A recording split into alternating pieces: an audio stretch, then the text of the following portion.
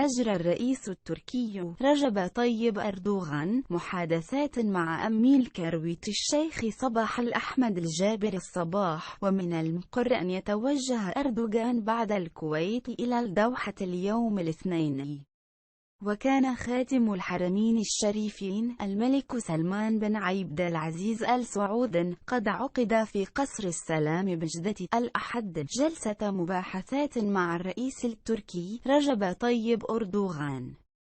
وجاء خلال المباحثات استعراض العلاقات بين البلدين الشقيقين، وبحث تطورات الأوضاع في المنطقة والجهود المبذولة في سبيل مكافحة الإرهاب ومصادر تمويله.